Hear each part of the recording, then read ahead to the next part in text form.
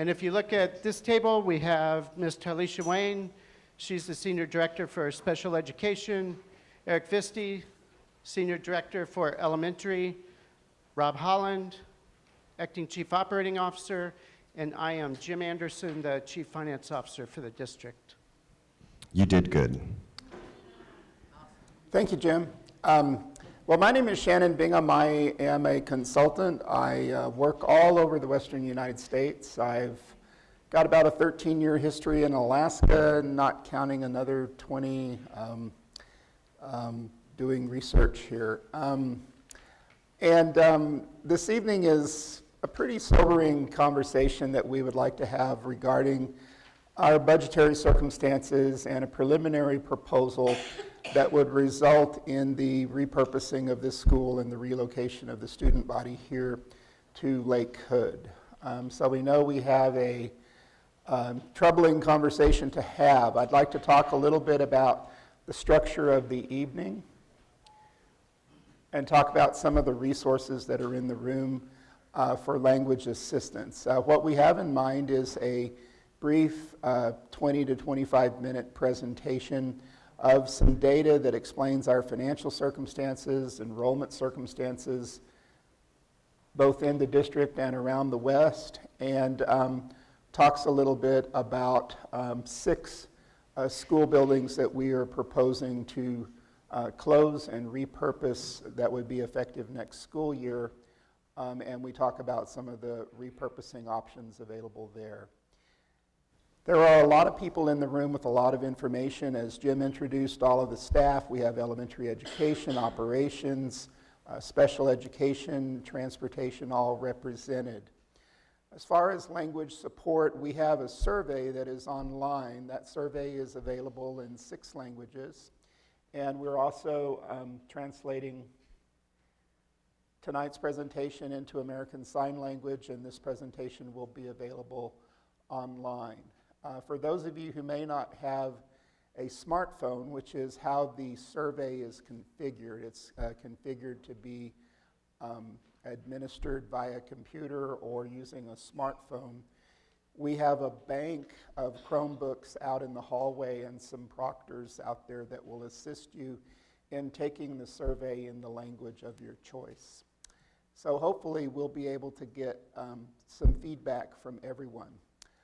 After we make our presentation, we will have a question and answer opportunity. We would like everyone who has a question or wants information or would like to make a statement to feel free to do so. There is a pair of microphones here that you can approach and ask a question or make a statement. The panel will do its best to answer your questions. I will try to facilitate identifying a person that might be able to answer your question. If we're unable to do so here in the room, we'll try to take your information and get back to you. So that's the structure of the evening. Questions are limited to 3 minutes. And in the back, you will hear 30 seconds and then a time, please. And we'd like to respect that so that we can finish at a decent hour. So with that, I'll go ahead and get started. We have a little bit of a financial intro to this, and I'll talk a little bit about circumstances all over the West. A lot of school districts all over the western United States are in a budgetary challenge right now. Enrollment is down, birth rates are down. Almost every district in the western U.S. lost about 3% of its enrollment as a result of the pandemic. And there have been very specific effects in Alaska and on the Anchorage School District, and I'll ask Jim Anderson to explain what those are. Hi, good evening. First, I'd like to start by thanking you for coming to talk to us. This would be our second town hall.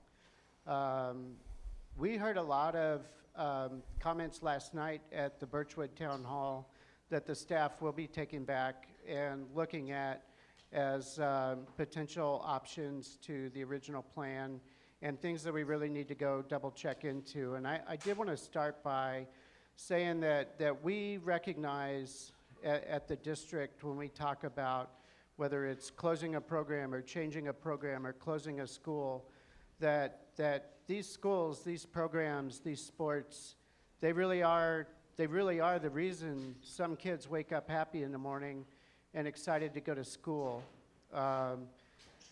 So we are here today starting the discussion about why we're here financially, but I hope that you believe us that we really do want to hear your comments. We really do want to get your input.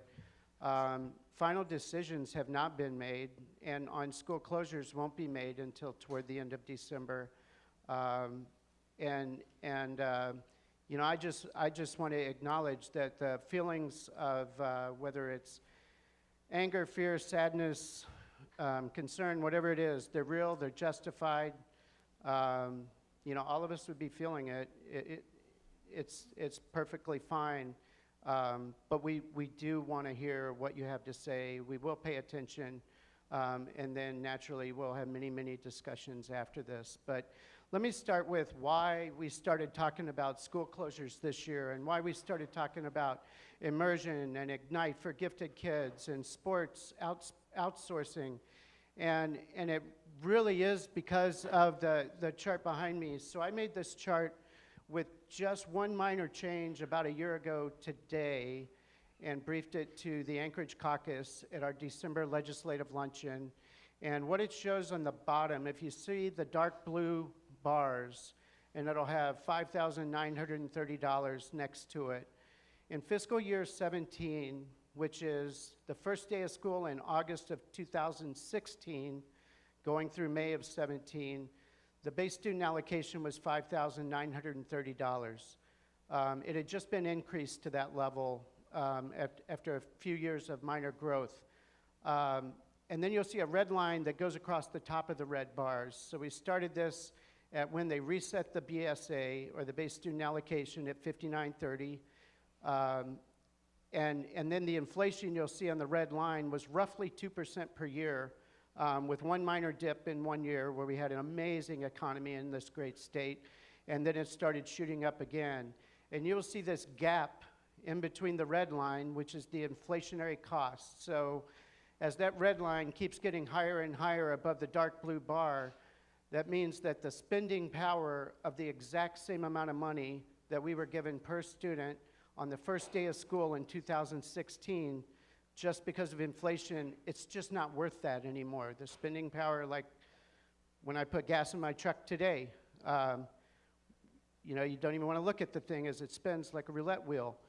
But our costs have continued to go up. And if you look at the top of the dark blue bars, we've used one-time funding, which is our emergency savings account, multiple times. We did get state one-time funding, and I'll talk about that in just a second. But really, the last few years, this district really did survive and maintain its programs because we had so much federal relief dollars. We had $12 million in the CARES Act that mostly went truly to COVID and or computers and automation stuff for our kids. But then we had ESSER 2, which was about $50 million. And we didn't really use it to recover from COVID as much as to replace what was our structural deficit. Now, the state made a conscious decision when the federal relief dollars came out. I've been briefing a chart that looks very much like this now for about 3 or 4 years in Juneau. But last December and all through the session, I briefed this chart with the exception of fiscal year 24, where it shows a $30 increase for next school year per student.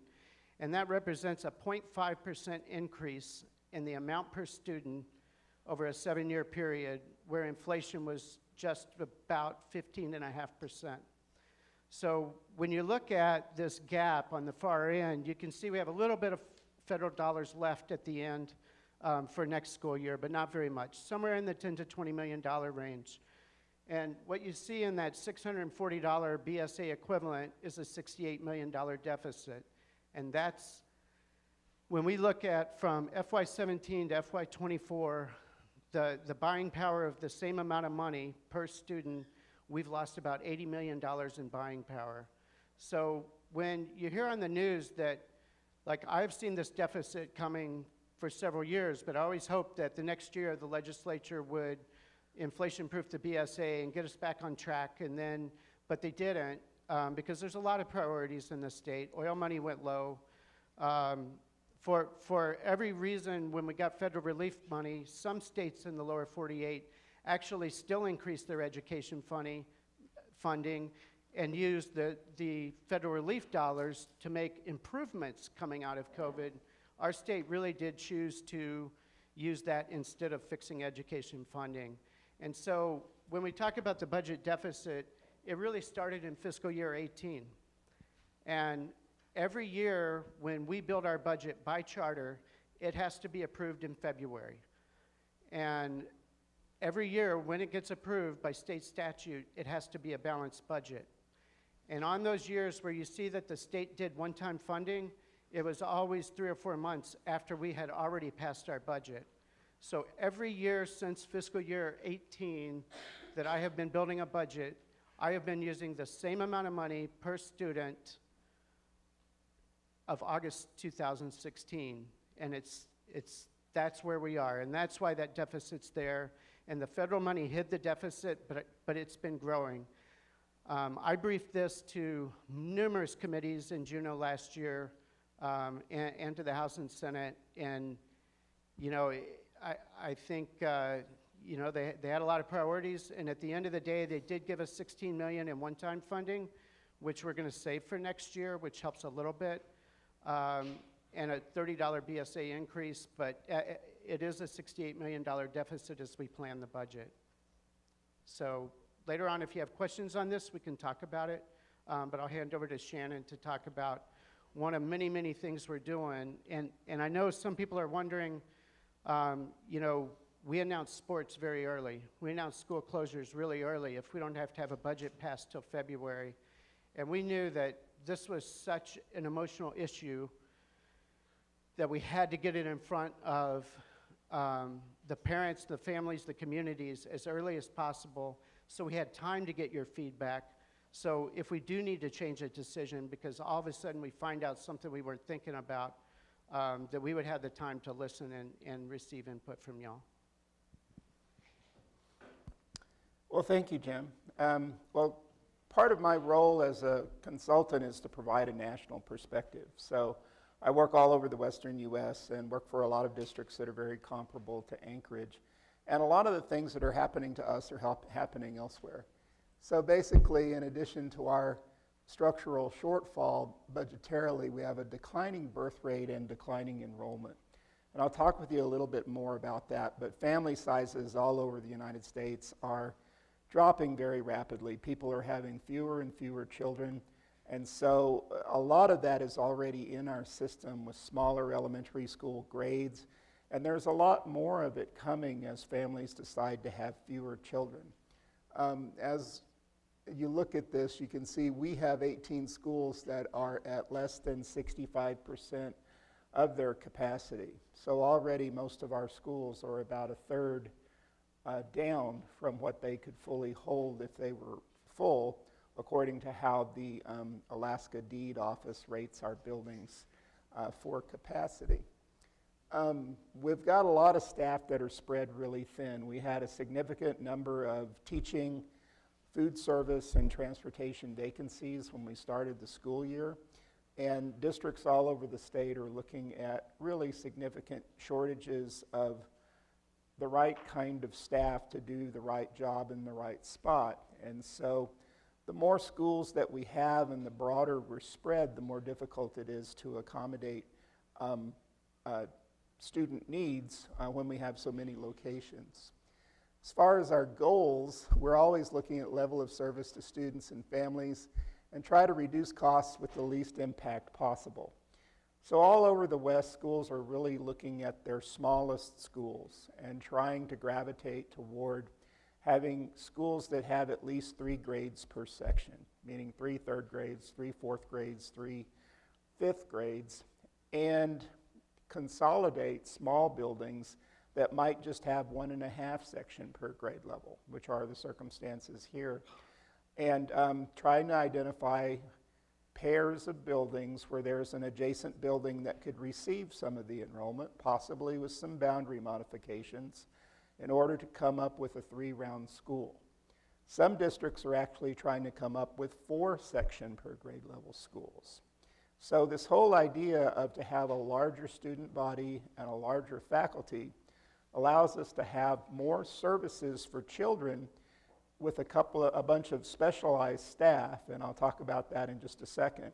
But also when we have more children in the building, we smooth out grade to grade volatility, so we won't have situations where we have 30 first graders, 45 second graders, 28 third graders, etc., which are hard to staff. We're able to kind of balance staff when we have 3 sections per grade level. So a lot of districts are really looking at, well, how do we achieve that? And in their cost-cutting explorations, they're trying to make class size be the last thing that they look at, but they're looking more urgently at the idea of consolidating small buildings and trying to come up with larger programs so that we can operate a little bit more efficiently. As far as what children experience in the classroom, a lot of districts have been able to do that without changing class size at all. Because they're becoming more efficient and having more children in the building, they're able to have smoother grade-to-grade sizes and sizes within third grades because they have more children to work with to configure sections. Another thing that districts are looking at is moving 6th grade into middle school. So that may be the next thing that we look at as a school district, because a lot of our middle schools are small with grades 7 and 8 only, and that affects our ability to offer a high-quality master schedule, to give children what they need as far as specialized providers in the building. But course offerings are a real challenge in those small middle schools, and our elementary students could actually get better music programs and a better elective program if they were in a middle-level building with other children in that age range. So that's one of the things that we're considering exploring, and it also makes those buildings larger, which would be more efficient for those buildings. Here are some of the specialized providers that are about 35 to 38% of every elementary school. So you can see we've got art, health, and PE. Then we've got English language learners, we've got nurses, we've got occupational therapists, physical therapists, instructional coaches, librarians, speech pathologists. That's about 35% of every faculty of these specialized providers. In small buildings, a lot of those people are what are called circuit riders. So they serve 3 or 4 buildings over the course of a week. And they more or less work out of the trunks of their cars and go from one spot to another providing service. We think we deliver better service when those folks are more concentrated in 1 or 2 buildings. So the larger schools are actually able to concentrate those service providers in fewer buildings and give them a little bit more tenure, where they become a little bit more a member of the family in that specific building. At the secondary level, you can see master schedule viability, kids getting what they want from their schedule, sports and activities, special services, just like what we're seeing up in the elementary category. As far as what's coming at us at the moment, in addition to the children that we've already lost, we have about 750 babies born, fewer babies born every year in the Anchorage municipality than we did just 5 years ago. So we're really seeing a rather precipitous drop in how many children are going to be coming to us as kindergartners. And these numbers will be with us for at least 5 years unless something changes. And the trajectories that we're seeing all over Alaska and the West are that these curves are continuing, and we're expecting to get fewer and fewer children being born every year until we hit some kind of a floor. And I, quite frankly, having worked for 200 school districts, have never seen this happen before in 40 years like it has the last 5 to 8 years. And it's troubling that we just don't have the numbers that we used to have. We don't have We have communities that have been built around families, but we just don't have children to fill community facilities. So this is kind of a troubling thing for somebody in the business of building schools like me to see these numbers plummet like this. But we're seeing this all over the West, even in districts where we have rapidly growing housing. So I work in one district where I'll be working next week, where we build 3,000 new homes a year, but our enrollment is flat. So the existing population is just producing fewer children, and the kids that are coming in from new housing are just barely leveling the trend. Here's what our grades look like today in red, our grade sizes, kindergarten, first grade, second grade, third grade. And on the left side of each one of those groups, in blue, you will see the grade size as it existed in 2017. And you can see that we're 300 to 400 to 500 kids short in those grades than we were 5 years ago. So those are the additional children that we've lost. And the district has been looking at its efficiency issues and school utilization for at least 8 years that I know of, as far as how challenged we are with school utilization. So this trend is kind of going to be exacerbated by those birth numbers, which are going to make those bars even lower. When we look at this again in 5 years, we'll probably see another set of bars that are going to be 300 to 500 students even lower for what we'll be looking at in, I guess, 2027.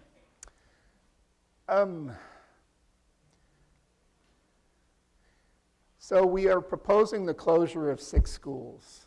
Tonight we would like to focus on Northwood. We're trying to make these individual town halls have the most service to people from those immediate communities. So we would like to focus our conversation on Northwood, but we would like to show you the other things that we are proposing around the district. We're proposing the closure of Abbott Loop, which is currently at about 65% of its capacity. We're proposing the closure of Birchwood ABC, which is at 51%. On the right, you can see the destination schools for these closures. So Abbott Loop would go to Cassoon and Trailside. Birchwood would go to Homestead. Clatt Elementary down in South Anchorage, we are proposing transferring that into Campbell and Ocean View. Nunaca Valley would have about, has 66% utilization. They would be transferred to Chester Valley and Russian Jack. And then Wonder Park is our other closure at 55% utilization that would go to Willowa and Ptarmigan. For these 6 schools, including Northwood, which I'll get to in just a moment, we create 8 3-section per grade level schools. So here's our goal of creating bigger schools. We're creating even more large schools than the schools that we're closing by identifying 6 options.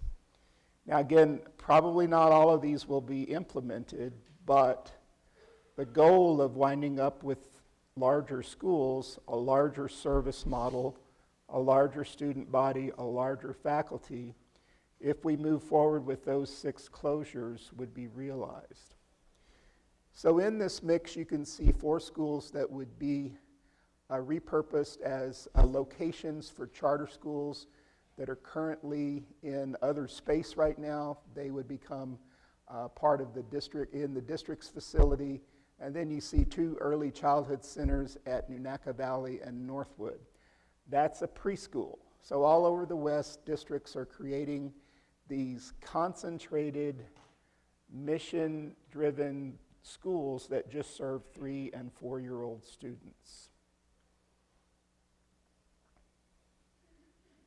So that strategy would result in the children who are in preschool in this building now remaining if we did that. So this would continue to be a preschool-centric building. When the district does not run a general education K-5 facility, we save a significant amount of money when those are operated by either a charter school or they're an early childhood center.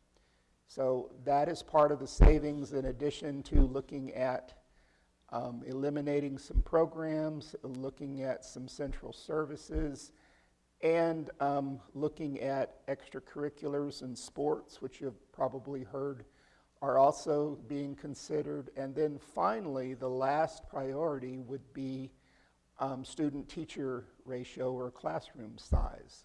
So that's what most districts consider to be the last option. Regarding Northwood, here's what our proposal would be, that we would relocate Northwood to Lake Hood. So Lake Hood currently has 29 classrooms. I think there are just around 200 students there, and I think we're looking at taking a piece of Lake Hood and probably transferring it to Turnagain, an area that is closer to Turnagain Elementary School. So we would be doing some balancing. We'll be looking at every room available in Lake Hood and making sure that we have a viable number of children and a viable number of rooms for general education, and then a viable amount of special education support spaces as well. We've done some preliminary head scratching on Lake Hood, and we believe that that will work. But we would wind up with 440, 450 students in Lake Hood, which would be a 3-section per grade level school. So Lake Hood would be one of those schools that gains the scale of 3 sections per grade level. So we believe the grade levels would be more even. We would be better able to deliver subs. We would have more even class sizes, and we would have a little bit more scale in that building for the 35% of the faculty that's special service providers. We would have a lot more of those folks in the building. The size of the faculty would almost double. So that's what we would be proposing for Lake Hood. So with that, that is our presentation for this evening. So what I'd like to do at this point is begin the question and answer phase. And again, we have about 3 questions. MJ is going to call 30 seconds, and then time, please. These microphones here are positioned. Are we going to drag those more toward the middle, or are they staying right where they are? They're going to stay there. Okay. So if you could approach these microphones and ask your question. I'm going to call people one at a time off of this list, and I'll ask the second person to speak to be ready to come forward. We have 15 people who would like to speak, and we're looking forward to giving as complete an answer as we can. Remember, we have Mr. Anderson, who is our Chief Financial Officer, Mr. Holland, who is our Chief Operations Officer, Mr. Visti, who is our Elementary Education Director, and Ms. Wayne, who is our Special Education Director, available for those questions. Yes, sir. I'll bring a mic over to you when your time is called. I'll help you out. I'll come sit right in front of you and hold the mic if you like. Okay, that'll work for me. So I'd like to hear from Donna Bach and Mitchell Cullum, with Mitchell Cullum immediately after Donna. Thank you. Hello, I listened last night to the presentation from Birchwood via Facebook, and I just want to applaud all of you and all of our public educators that my tax dollars go to, and I'm sorry that the legislature hasn't funded appropriately the student-based allocation that every child deserves. One of my questions has to do with the Inlet View and the Aquarian. I know they're in our neighborhood. I've just done a little bit of drill fact-finding myself. One thing that I don't see in any of your presentations has to do with like diversity, equity, inclusion. It almost feels like our seats are vacant here in this room, and I'm really trying to channel and I guess advocate for perhaps the people that aren't here, the voiceless. I know that there's perhaps a certain level of complacency or apathy. I know all of us probably feel exhausted having endured COVID, virtual classrooms, Sure. loss of life, a restructuring or rebuilding of our own families, our own societies. This is really troubling news. My 2 children go to school here. They love it here. It's easy for me. I feel privileged when I say that, to make an accommodation to channel them to Turnagain or Lake Hood. Where my concern is for the people that aren't here and how it's going to disrupt their lives and disrupt this neighborhood. My question is for the people that have children at Inlet View or at Aquarian Charter. When I hear the term lottery, I think of Shirley Jackson's short story published in 1948 and the culling of a harvest, but however in reverse for the most impoverished. We know that we have a homelessness issue. We know that there are socioeconomic issues at stake when we turn this into a race as to who can get into the best school. And I really want to put pressure on not just the legislature, but for just the community and the neighborhood aspect of this school, and for you to look at equitable and just opportunities to ensure that my children are exposed to the map and the neighborhood and the network of what makes Anchorage or our neighborhoods a community. And look at that carefully. 30 seconds. Before doing this, I actually worked for the census, and I know that there's a lot of data there. I encourage you to drill down into perhaps an actuarial analyst of the haves and have-nots when looking at lottery systems, and take a careful look at what we want our schools and our classrooms to be made of, and make the magic happen for the future of our children. Thank you. Thank you. I think that I want to add to the, I don't think I'm prepared to respond to the Inlet View question. I'm sure there may be some other questions, and we'll attempt to do that. But regarding, as far as how these schools were identified, again, we're mostly looking at instructional scale. And there is a very high percentage of Title I students in Anchorage School District, and a lot of the service levels in the larger schools, we think as far as the professionals go, would be somewhat level as far as Title I funding. Most of what I've heard from district staff is that everyone will remain relatively whole as far as what they're receiving from a Title I standpoint. As far as neighborhood to neighborhood from an equity standpoint, I don't know how to address that. I think that there are probably 4 schools in the district that have some sort of a lottery, is what you're talking about, for admission. And a lot of those schools, they are using a lottery for students from outside of their attendance areas. And when I look at those numbers, there aren't hundreds of students waiting. Some of the buildings are rather small to begin with. So as far as my perspective as looking at these, as far as trying to make them as affordable and as efficient as possible, I'm looking at them basically as far as how big is the building, how many students reside in the immediate neighborhood, and is there a service model that makes sense for that immediate area. We have, as we have gone along, evaluated economic need by the category, the data item that the district collects, and are looking, and we're not seeing an undue concentration of high economic need children that is significantly more than it was before.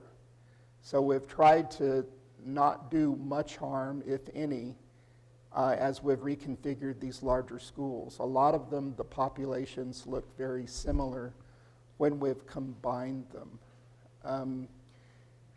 Beyond that, I think that I think that's probably the best answer I can offer to you now. I'll try to, if you have a further question, we'd be delighted to address that after the meeting. So Mitchell Cullum. Hi, good evening. My name is Mitchell Cullum. I'm an Anchorage resident, property taxpayer, former ASD student, husband of an ASD teacher, and father of a future student. We have heard ASD say that closing this school and 5 others will save around $600,000 per year per school. These proposed closures are happening at the same time ASD board members will be voting on December 5th to allocate $37 million for a new replacement school for Inlet View Elementary in a wealthy, politically connected downtown Anchorage neighborhood. If ASD adopts a remodel for Inlet View Elementary School instead of a new construction replacement, it would free up $10 to $15 million in currently unallocated state funds that could be used to keep the school open for years to come, or used to keep open popular language immersion programs, music programs, and after-school sports programs. It is inappropriate for ASD board members to use $37 million in state bond debt reimbursement funds for Inlet View Elementary replacement, as opposed to a less expensive remodel, given the current budget shortfall.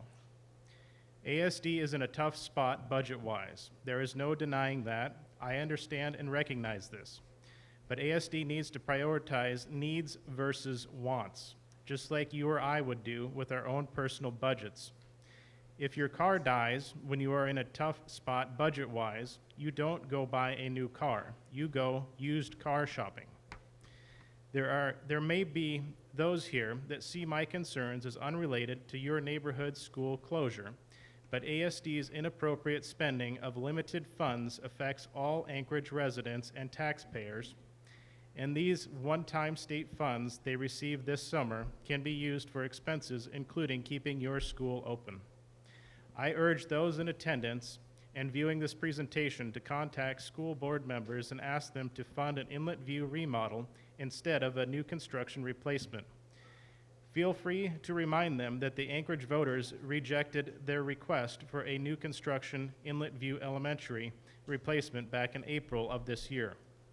Also point out that the $37 million of unallocated state money they are considering spending on Inlet View was intended to be Anchorage property taxpayer relief and should not be used to subvert the will of the Anchorage voters. And I don't really have any questions for you. I'm going to ask Jim Anderson to address Mitchell's point and a little bit of Donna's question as well. So Jim, could you take a stab at that? As you stated, the $37 million in state bond debt reimbursement it has not been decided and will be decided December 5th.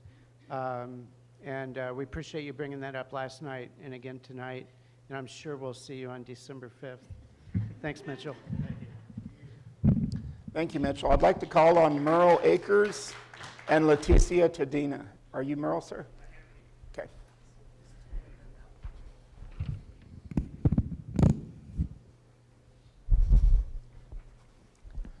There you go, sir. Thank you, ladies and gentlemen. My name is Merle Akers. I've lived in this neighborhood for 55 years or so.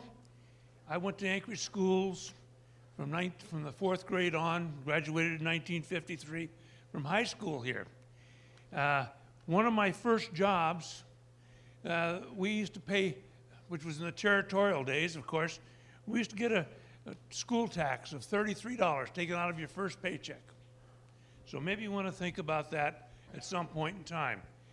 Now, the other thing is, where you sit today, you're in the Spenard Community Council. If you close this school, this will be the second school that the school district has closed in this council. They closed the Woodland Park School back in 1979. My children were in that school at the time when it was closed. And you may remember, or most of you won't remember, 'cause there's only probably one guy up there that's old enough to remember, they closed the school, and they closed Woodland Park School, and within 2 years, they were adding portables at Turnigan School to pick up the slack, and at what was then called the Northern Lights ABC School. So all those things happened, and there was a lawsuit. And I want us to hear that every one of you go back and review that lawsuit. Charlie Tunley lived in our neighborhood, and he brought a lawsuit against the school district over that issue. In the end, we lost, not because he lost the case, but because the school district closed the school, and by the time the judge, acted on his request, it was over and done with. Now, what happened to that school? Remember, the school is over here now. It's now the Boys and Girls Club. The city sold that school for $1 with 10 acres of ground. And they closed the school because they didn't have a roof. They said the roof needed repair. So if Ed Rasmussen put up the money, Joe, I forgot the name of I got it written down here, I can't read it. 30 seconds. All right, well, anyway, they fixed the roof. The Boys and Girls Club is still over there. And, and what did you have to do? You had to go and build another school. You had rooms at Turnigan, and you built a new school at Lake Good. And you had a perfectly good building over there. So that's my point that I'm making to you today. And the demographic, at Time, the time please. we closed it, told the people that there would be no kids in the neighborhood west of what is now Minnesota Drive. So you did that, and remember one thing, this neighborhood here that you're closing this school on is where the people are going to most be able to afford a house are going to move, because this is an older neighborhood with places to live. Thank you, Merle. Appreciate it. So I'd like to call on Leticia Tadina and Sincere Johnson after Leticia.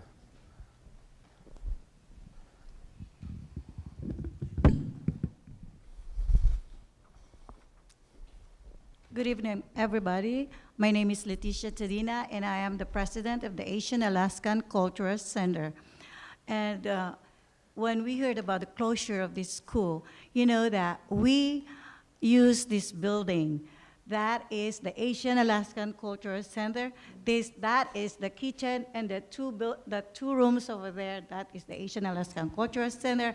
And also, we use this building for the Chinese school and the Korean language school. We use this building. And all our activities are done in this school.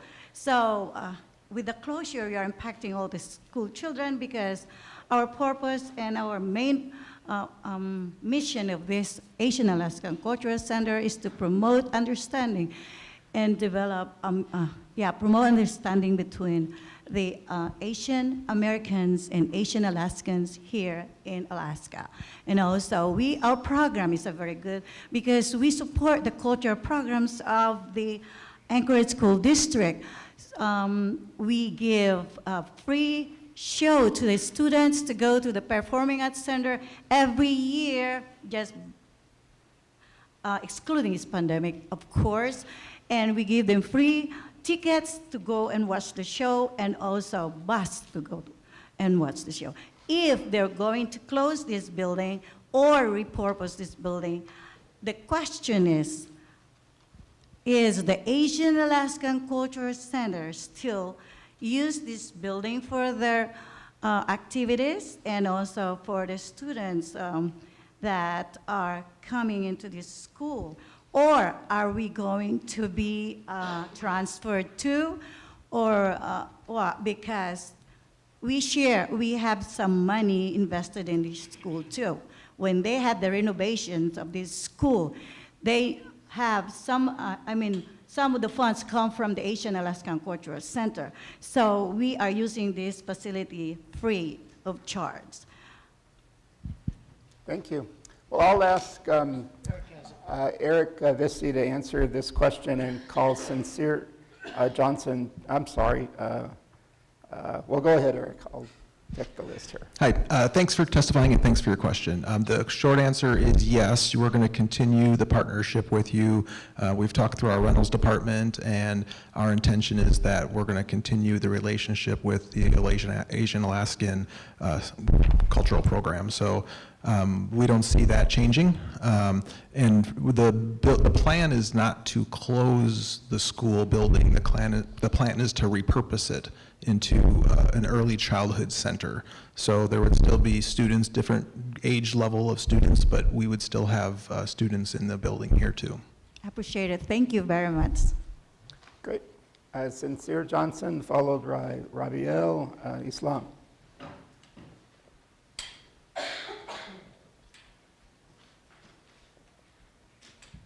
Good evening, ladies and gentlemen. My name is Rabiul Islam. Actually, I had 2 kiddos in this school. I like this school. Okay. Sorry about that. You know, I think school closing is make me sad because education is backbone of nation. So it's like everywhere the school is more increasing, not decreasing. So I think my opinion is like neighborhood student, they hard to come over. If he's move school, then they have a hard time to go other school. Because the transportation system is not real good over here, I think, my opinion. Because I'm as a taxi driver, I drive all over Anchorage. So I know it's like lots of kids, they walk to come this is Northwood Elementary School. So if you guys close it, this school, and put it Northwood to Lakewood, it will be difficulties for neighborhood students, those elementary kids. They wait for buses. Bus system is not real good for the school district, I think, my opinion. That's my only answer and questions. Thank you very much. Thank you. Let's see, Rabiel Islam, Melissa Bolt. Melissa Bolt.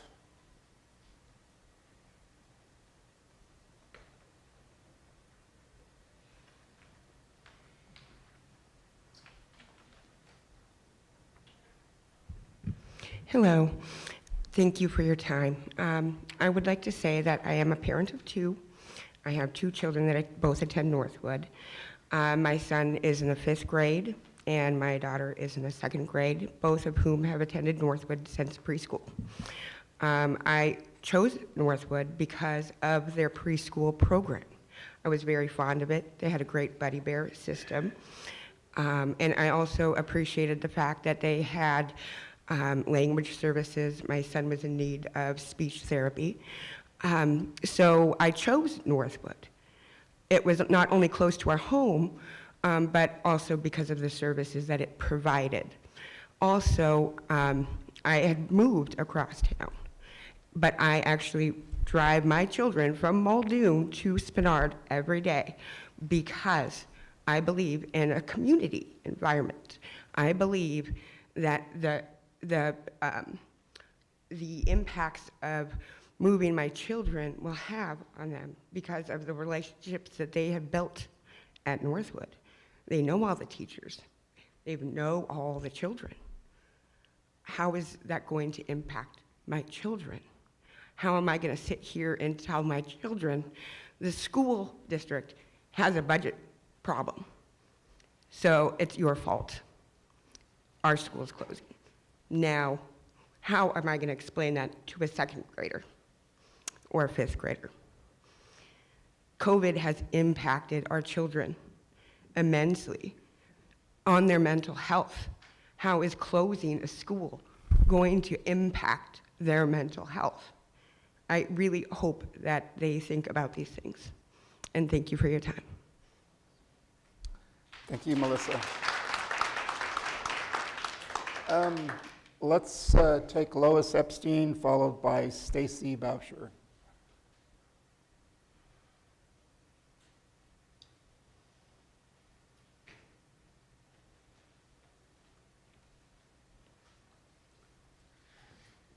Thank you. My name is Lois Epstein, and I am an Alaska licensed engineer who lives near but not adjacent to Inlet View Elementary School. Inland View is a lot like Northwood, a beloved neighborhood school. There are lots of reasons why the proposed rebuild of Inland View doesn't make sense, but I will not go into those today. What I will say for this audience is that the rebuild is way too expensive at more than 37 million, and a remodel built close to the current footprint makes the most sense. That remodel would save around 10 to 15 million and would keep Northwood open potentially. I urge you, as parents and others interested in Anchorage School District spending, to encourage the school board to fund a remodel and not a rebuild of Inlet View when it makes its budget decision on December 5th, and finally later in December. And last, to our consultant here today, I would say that walkability needs to be a factor in keeping a school open, which would argue for maintaining Northwood. Thank you. Thank you.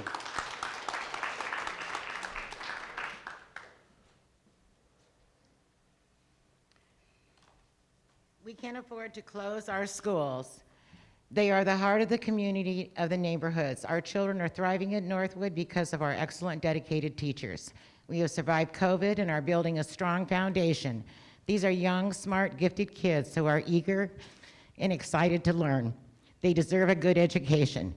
We have the youngest 3 and 4 and special needs as well.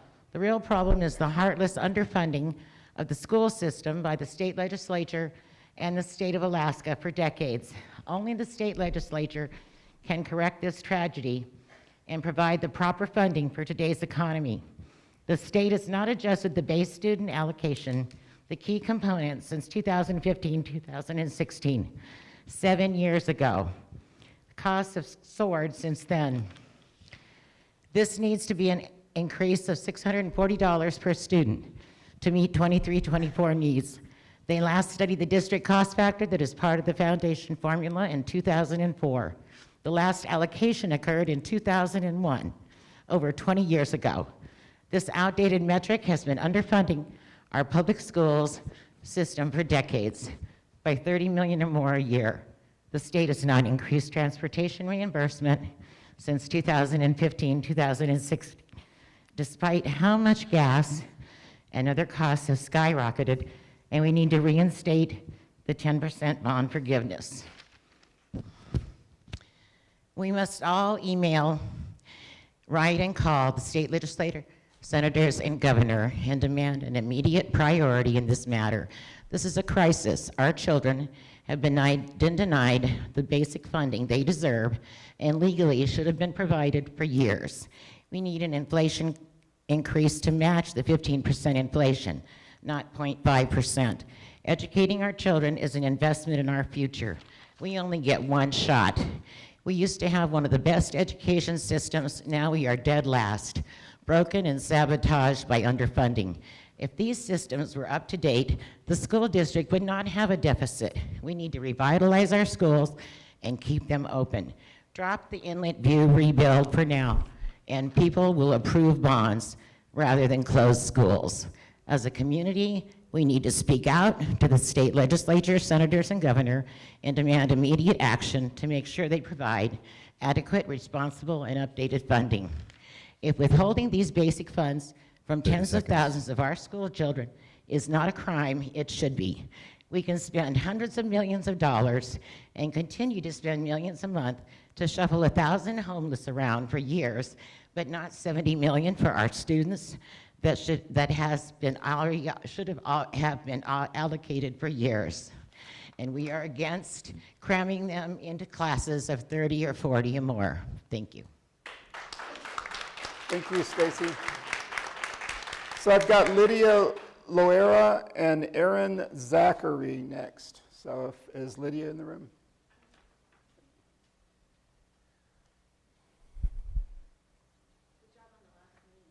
Oh, thank you.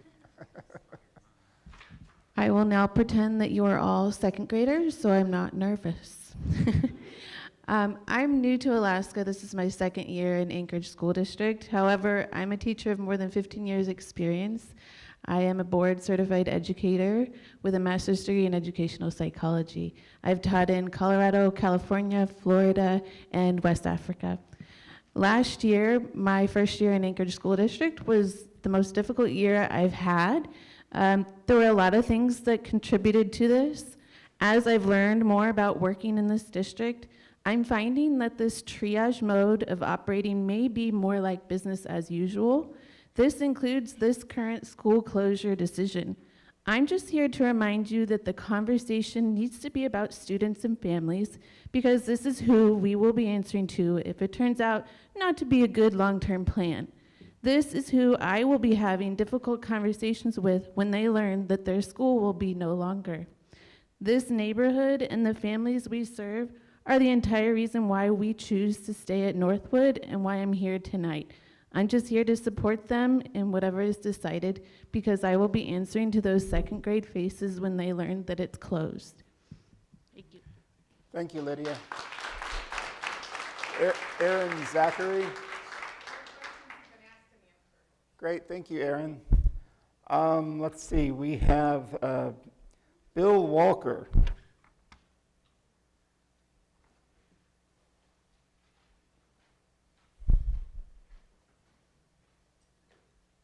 Good evening. I've been patient in this process to not jump in too soon. I listened to the superintendent of schools a few weeks ago at a Rotary class, a Rotary club meeting. I'm here in the capacity of basically as a grandfather. I've got 6 grandchildren, 5 of them in school in Anchorage. I went to Birchwood and listened to the presentation. You did an excellent job answering questions, presenting it. You do a very good job. I can relate to the students a bit. In 1964, during the 64 earthquake, our town was evacuated. We had to all find different schools to go to. We were pulled out of our schools and moved to a different school in a different area and whatnot, so I can relate to the disruption that creates. I can empathize with the parents, the emotional trauma associated with that. When you blend different schools, one school always remains dominant, the other one goes away, and that's difficult. And I can relate to you. I had a $4.3 billion hole in my budget and had to make some very difficult decisions, very difficult, very painful decisions. So I can relate to all sides of this dilemma that you find yourselves. My concern is this. I think what we're seeing is the tip of the iceberg in education. I'm very concerned that as we look at 6, 3 were closed in Fairbanks, 6 we're looking at now, but potentially a total of 18. That's going to be a massive destruction of our education system in Alaska, because I think it goes far beyond what we're seeing here. You know, we forward-funded education when I was in office.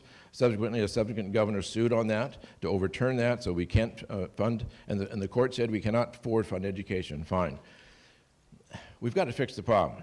Here we are with, you know, it was 80, now $70 billion in the bank, and we're closing schools. We're opening prisons and closing schools.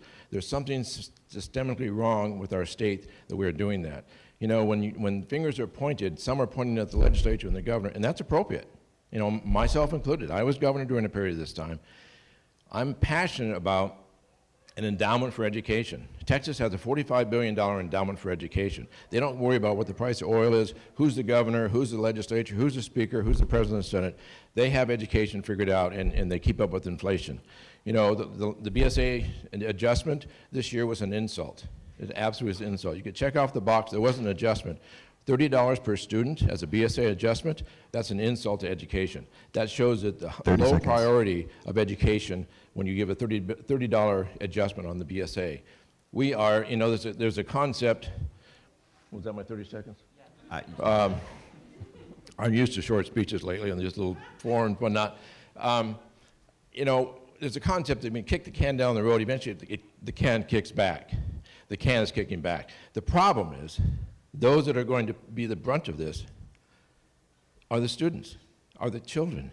What have we become? I was born in the territory of Alaska. I went through all my education, you know, started off in Fort Greely in a Quonset hut for kindergarten. I went all through different levels of education in Alaska. This is the first time I've ever seen us implode education. It's the highest priority that we should have is our education. We don't get that right, we don't get anything right. So thank you for what you do.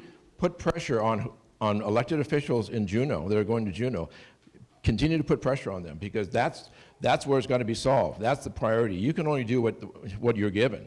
You haven't had an adjustment since 2017. So keep putting the pressure on. We've got to fix this. We have never had this dilemma in the state as long as I've lived here all my life. So thank you for what you've done, very much the way you presented it. Thank you to the parents who have come out and given the heartfelt testimony, and will continue on, because they're fighting for their kids' rights. They're fighting for their kids, to stay in their schools and continue the good education they're receiving, and for the teachers to receive, a benefits program that is competitive. We have the worst in the country. Why are we losing teachers? Why are we losing population? 25,000 people have left Alaska over the past several years. This doesn't help. This gets worse. Not your fault. You've got to deal with it. But thank you for what you do, and thank you to the parents that have come out and stood up for your children. There's no greater thing to do than to fight for your kids. Thank you, Bill. Thank you. Appreciate it. Bridger Bishop. Bridger Bishop. Bridger Bishop. Is Bridger Bishop still in the room? Oh, I'm sorry. The last one I'm going to struggle with as well. I think I've got Janelle Atkinson is after Bridget. I'm sorry, Bridget. That's okay. Sorry, most of my questions have been answered, but I'd like to ask a couple things. Sure. You say, well, we're going to kind of put them all in bigger schools and stuff. Okay, how are these kids going to get there? We don't have enough buses as it is. Most of the kids here in Northwood, a lot of them have to walk. A lot of kids get up on their own and walk. How are they going to get to Lake Hood? Sorry about that. And what is the capacity right now of Lake Hood? What's the percentage of students in Lake Hood? What percent are they? Hang on a second. I'm going to ask Mr. Anderson to answer part of your question while I look up Lake Hood stats here real quick. While he's looking it up, I can talk about we are going to bus. So we know that we started off with a busing debacle. And a lot of it is honestly because transportation funding hasn't been increased since July of 2015. We get $481 per student. However, so we kept trying to keep the salaries as low as we could because we kept using more and more operational funds. We significantly, the school board just approved a compensation package for bus drivers that's more competitive. And we're also working with, we're buying new software, and we are looking at reducing the number of routes. And it's looking very promising that we're going to be able to support the transportation requirement by reducing routes in other areas. Okay, and how many kids per class are going to be in Lake Hood? How many children per classroom? We can't say at this point. We're thinking that as we go to 3 rounds, we're going to be more consistent. And some of the modeling that I've done on looking at doing a large number of 3 section per grade level schools results in us being better at managing class size. And I'm showing actually some reductions when we become more consistent.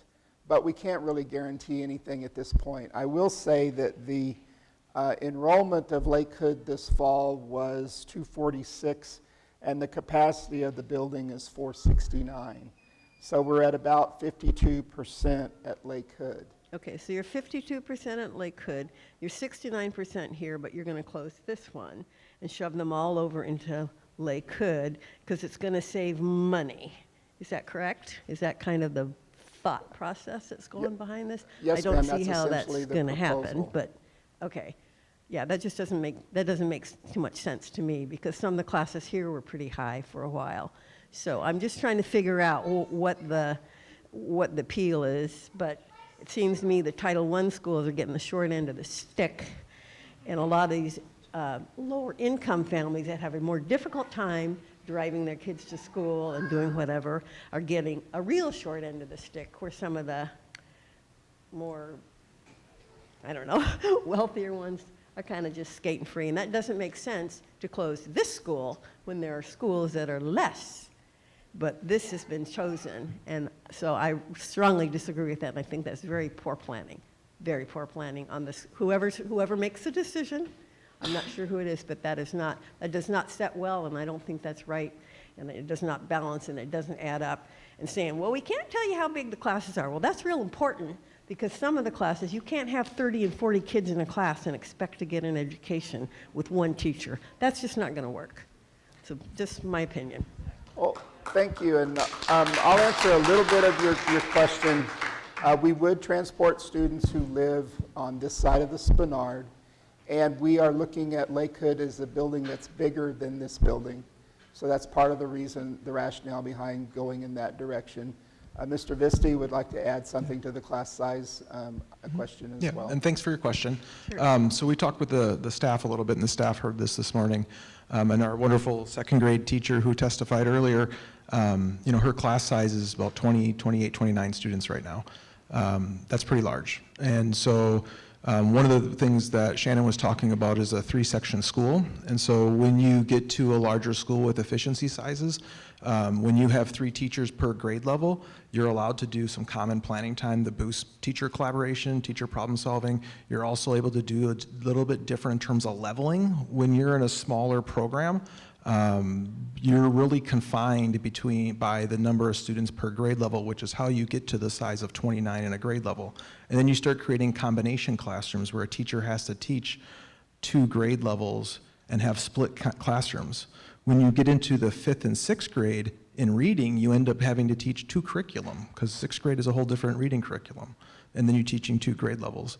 So one of the benefits of moving into a larger school with a 3-section school is you increase your ability to design flexible structures to help provide a stronger instructional model for students. And so that would be, from the instruction side, the appeal to moving into a larger structure like that. Right. At Lakewood, the second grade classroom is around 22, 21. So that, for example, in that particular grade level, if it were today, you'd have a lower class size for the kids out in Northwood, and you'd You're still going to have the same number of people, but you're still having students. Whether you have big classroom, little classroom, if you have 80 kids in the second grade, you have a defined number of students and a defined number of teachers. Is that going to change? So where the students go, the teachers will go. So the staffing will follow where the students go in any of our school closures and school models. Okay, that didn't make much sense.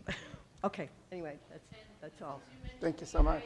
Yeah. The question I had when you mentioned about the class size was, right now, we are understaffed and I need another, I need a hand. Yeah. Will that be guaranteed on the end if we move to Lakewood? And it wasn't clear that the question was yes. And right now we're understaffed because we can't get staff hired, and we have a deficit of people that we need to support this school. So if we go to another school, will that just be in a new box and same position? That was maybe something that you could clarify for this woman. Thank you. Yep, and so and the staffing shortage in education in general is just similar to how we have bus drivers and things like that. That's very real. Everywhere from our university system and having our teacher shortages and being able to recruit and retain teachers here in Alaska. So the question to that would be, the answer to that would be, it really depends, and I couldn't predict the exact number of teachers that we'll have applying to all our jobs at any point in time.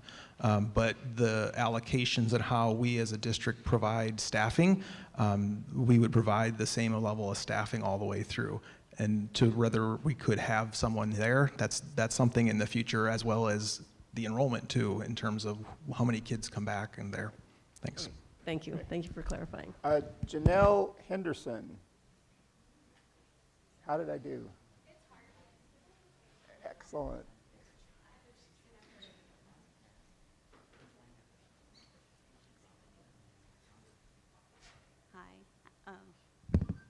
Hi. Closer? Good? Okay. I'm Janelle Hartman. I'm also a teacher here at Northwood. I teach health, so I get to see all of our kiddos from K through 6, which is why I love my job. I was coming back from Idaho, where I originally started teaching back in 2020 during the pandemic, and I was placed at Northwood as a gen ed teacher. It may be why I have such an affinity for this school. We all went through that experience together. Those kiddos are my kiddos. I'm so grateful that I get to see those kiddos every day or every week that I'm back at rotation. I get to check in with them. I know their families, and I also know what's going on at home. And so something that stuck out to me with the presentation was the, and I know I mentioned it in our staff meeting, but the birth rate factor for determining what schools will be remaining open and which ones may be closed. I can account for at least half a dozen kiddos since starting at Northwood that have had siblings through the pandemic. Pandemic babies and multiple siblings, to be honest with you. Lots of kiddos sharing a one-bedroom apartment, not getting enough sleep at night because, you know, we have kiddos and we have an apartment and we have a place to stay and they come to school and they have a place to learn and we are here for them. So I want to talk about equity. The data that you were pulling from was from 2019, and I believe that there was a census that, I know that there was a census that went out in 2020. However, if we're to be honest, people of color are less likely to fill out a census as well as filling out correctly or for lots of different reasons, and our community is a largely diverse community. That's another reason why I love Northwood. We have so many cultures and diversity and different kiddos that show up every day, and it's wonderful learning and teaching experience. Additionally, speaking with Mr. Shannon after the meeting, I asked where in the West Coast that he was going and doing this with other schools and other school districts, and I asked specifically about the states, and it is Washington, Oregon, California, some Idaho, Colorado. Again, going back to teaching in Idaho, I taught in a classroom with 30 kiddos, and it was hard. And if we had another student, we were at full capacity with a 4 rotation plan as well at my school, and it was difficult. I would have 31, 32. We would have to find the chairs for our kiddos. So it's not a difficult, it's difficult and it's a difficult task, but I care about this community. I care about where our data is coming from. I care about that our students are accounted for. And I just want to make sure that they are accounted for and that they have a place to land with the dignity and the education that they all deserve. So thank you for your time.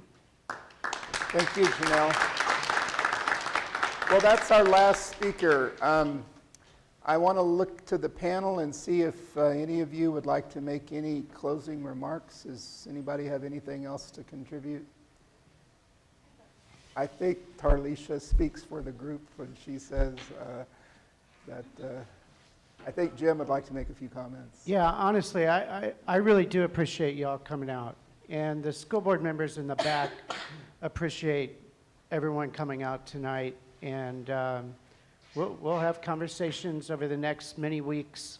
You know, there's when we start seeing the governor's proposed budget on December 15th, that kind of gives you an indication of which direction we may go.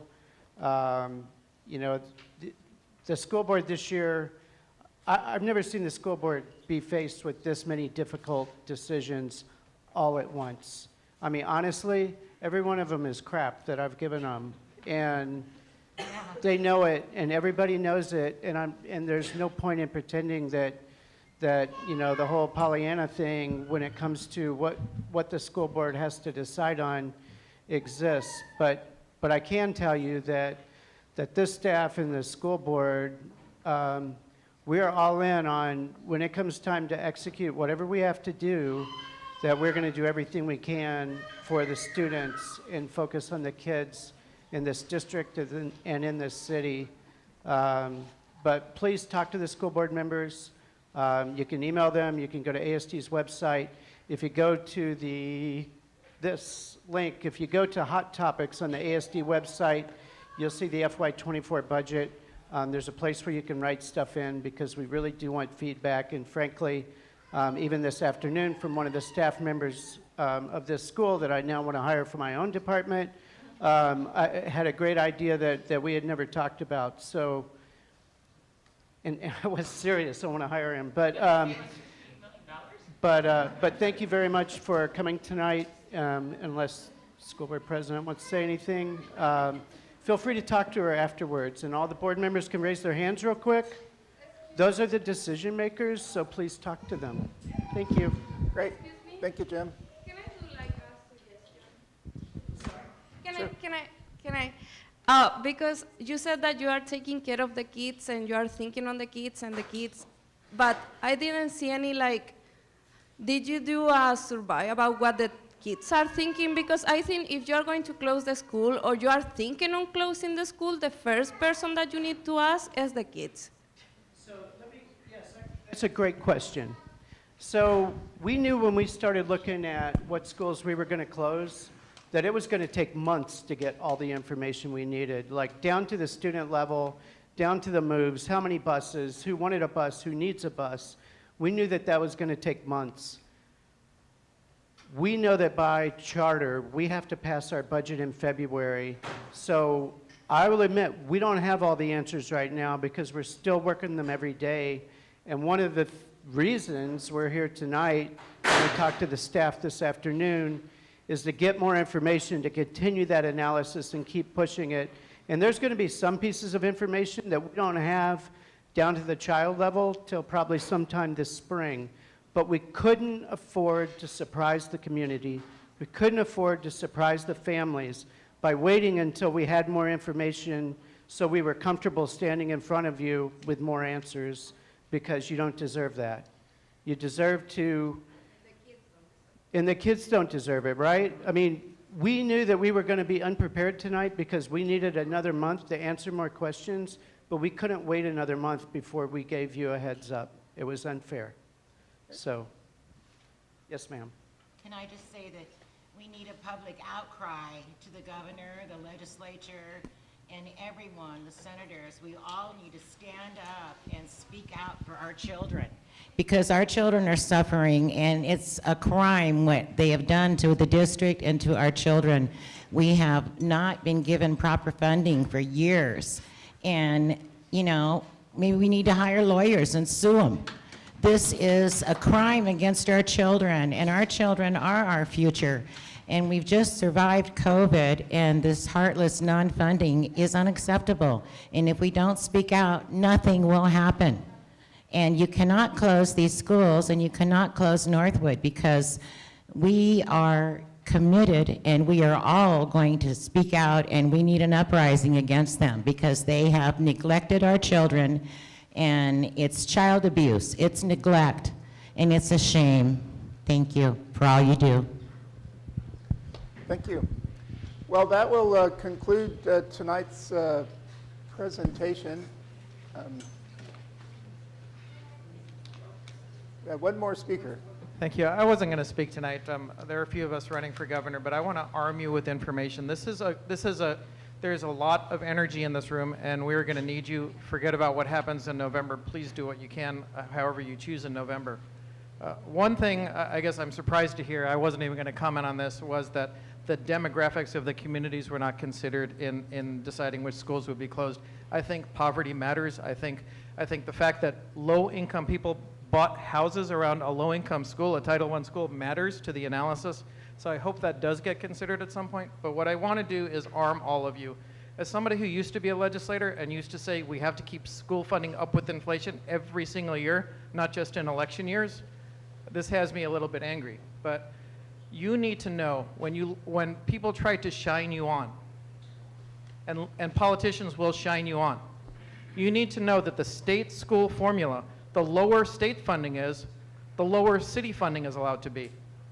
So as the legislature has not done anything, and the governor has not done anything to increase state funding, that has lowered the ability of the city to contribute, because the city can only contribute a percentage of what the state contributes. So everything falls on the school board, and you'll yell at them, but they're dealt this hand that is given to them by the state. And so when you talk to your legislators and your candidates, and they tell you that unions are the problem or teachers are the problem, I don't care what you think about that, but speak to that legislator and say, if you don't increase funding, this city cannot contribute more. It has a downhill effect. I want you to be strong advocates. I want you to be strong advocates when you speak to your legislators and your candidates. There is certainly some role for the city, and there's a role for the school board, but this is rolling downhill at the school board from the state and from the governor's office, I hate to say. It's basically, the formula is cities are allowed to add in about 23% of what state funding is. If state funding is lower, that 23% is lower. If state funding is higher, that 23% goes up, and cities can contribute more. More state money means more city money, and we won't have to face decisions like this ever again. So I want you to be armed. I wasn't going to talk tonight, but this is a very well-educated group of people. I want you to fight for your kids. I know you're fighting for your kids, but I want you to be able to fight your legislators for your kids. Thank you. All right, Shannon, how do you want, Shannon? Thank you. So we're going to go ahead and wrap up tonight. So I had a list of registered speakers, and I need somebody to tell me if I need to take people ad hoc now. Can somebody give me a decision on that? We're able to...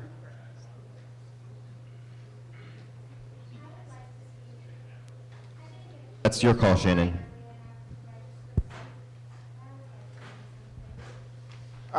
So go over to these microphones here and go right ahead.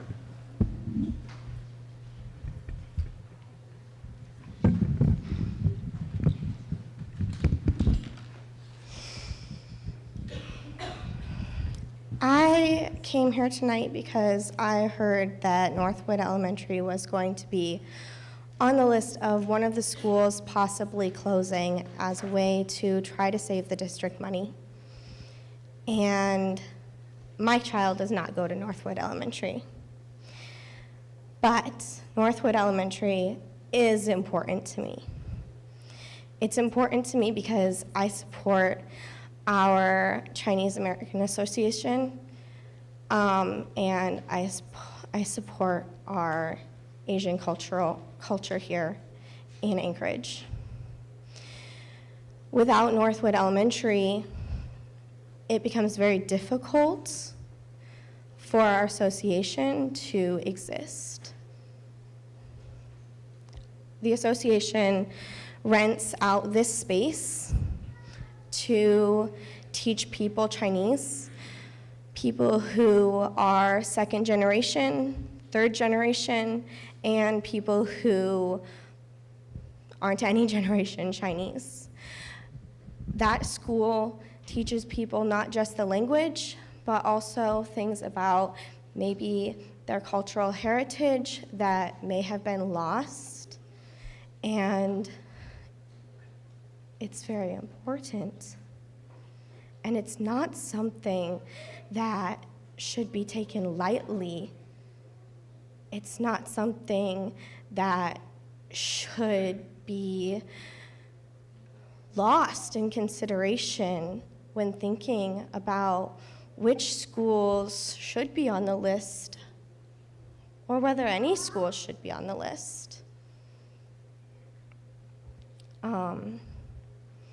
Sorry, I didn't get a chance to sign up to speak. I have kids and wasn't able to make it here in time, but I did want to come and say something because it is something that's very important to me. Thank you. Do we have one more, MJ? Is that what we were going to do? Do you want me to address that, Shannon? One more? Shannon? Yes. Ma'am, thank you for coming, and I'm sorry you got here. We were late, but we were able to answer it. The Chinese program will be continuing here. So I'm happy to talk to you after, but the Chinese program will still stay in partnership with the building, and I can talk to you after this. Okay. Good evening. My apologies for being late. Otherwise, a half hour, I would have been able to sign up. I'm embarrassed. As a 53-year Alaskan, I'm pushing 59 all over the map, but I've been here a very long time, and I'm ashamed that I haven't kept fingers closer on the pulse of what's going on with our education, to find out that this state is 49th in the nation. I don't remember now the category, but that was all I had to hear, is that we are behind? We've never been behind before. We've always been up there pushing. Now, my quick question is, because I worked in corporate contributions and community relations for the Olds Ohio Company back in the day. And my question is anyone thinking of doing fundraising from the general public? People in Alaska give. Granted, we're in a really difficult time with gas prices and all the other things that are going on. But at the same time, people want to contribute. And right now, what else do we have? You know, the politics and all those things, I mean, I've been following that since I was 6. and I still don't make sense of a lot of it. But the bottom line is, I do have resources. And if I had a structured place, a nonprofit that came out of our school, I don't know how you'd figure it out, but I'd certainly be happy to sit down because, again, corporate contributions, community relations, I worked with nonprofits all over this state. And it was between 79 and about 92 that I did that work. And people don't change that much. The circumstances we have to work with change, but the human beings still have those same needs and wants to help. They do. So let's get together, tell me who to see, and I'll help you figure out a way that we can do a direct from the public fundraiser to support our schools, because that should embarrass those that are not doing it. Thank you. Thank you very much. Well, we'll address her question. Basically, most school districts have a foundation through which they collect private donations. Because of the separation between private and public education, generally the majority of funding for public education is coming through tax revenue and basically through public channels. So there aren't many districts that have huge percentages of their operations funded from private means, although there are a lot of foundations that fund teacher grants, curriculum development, a variety of other things. But for equity reasons, those have to be spread system-wide. So that's a partial answer to the point that was made. With that, I think I'd like to conclude this evening and thank everybody for coming. I think Jim might have a couple of additional comments, or are you just standing up? Okay, so great. So I'd like to thank the technology crew, the American Sign Language crew, the translators that came. There are Chromebooks in the hall. Please take our survey. That really helps us with collecting community perspectives for the board. And thanks for sharing your Friday evening with us. Thanks, everybody, and good night.